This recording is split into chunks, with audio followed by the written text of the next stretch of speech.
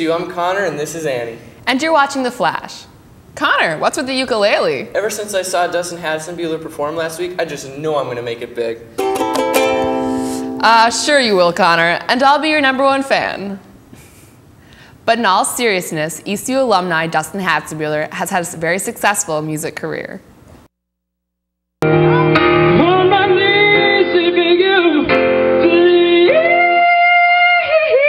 From humble beginnings right here at Eastview High School, local musician Dustin Hatzenbuhler is turning a long-shot dream into a flourishing reality.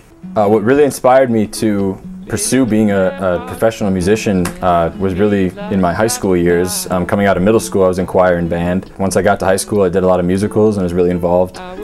I tried out football my freshman year and failed miserably at that. But I really enjoyed it, and I started writing music towards the end of high school and got a band together with some friends and just kind of made it happen. For most, a career in the music industry would seem far-fetched, but for Dustin, there was never another option.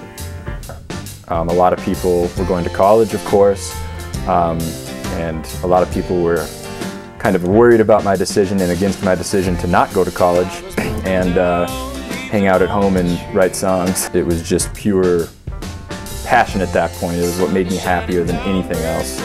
And I knew that I could do it if I actually just went for it, 100%.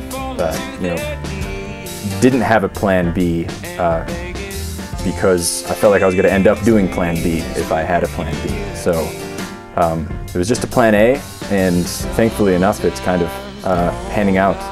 After being chosen as one of only 25 artists in the nation for the Macy's iHeartRadio Rising Star competition, it is easy to see that dedication is beginning to pay off.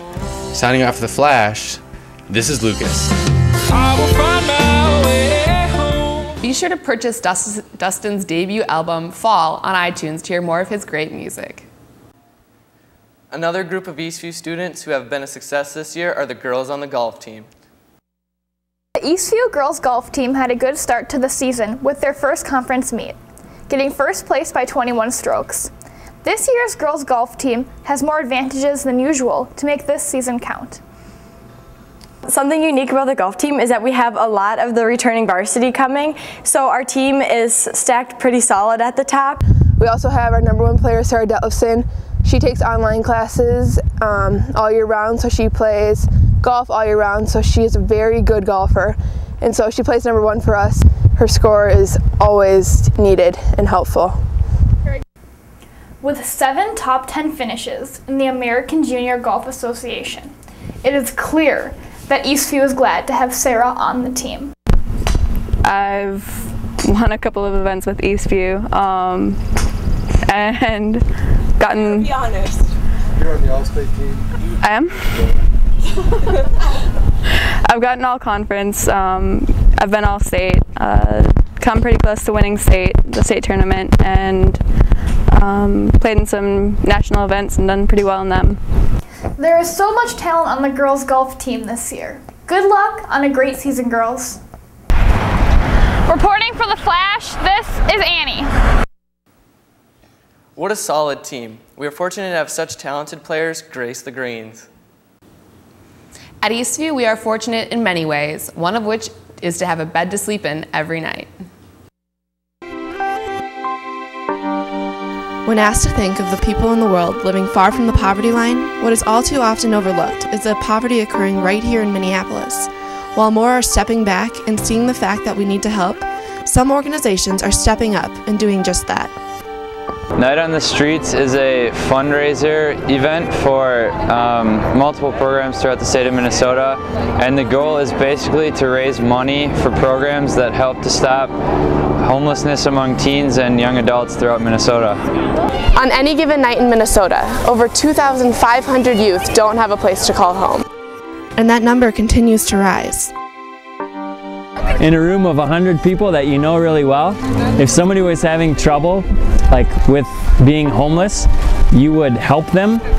And so maybe the idea or the problem isn't homelessness, it's just that we're not really connected to each other in meaningful ways. Whatever the reasoning is for more people becoming homeless, the important thing is that they do not continue to live that way.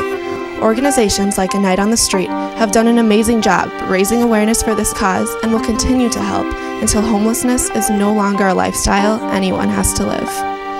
Signing off for The Flash, this is Emily. To get involved, go to www.nightonthestreet.org for more event and donation information. Thank you to all the participants. It looks like it was a fun and meaningful cause. Although I could have played some music and really got that party started. Red flag! What do you mean, Annie? You'll have to talk to Sensitive Dan about that one. Stay tuned for the credits, Eastview. Bye. Hey Eastview, this is Dating Advice with Sensitive Dan. Our Jingle 32 asks on Twitter, Dan, any suggestions on what I should do for the first date?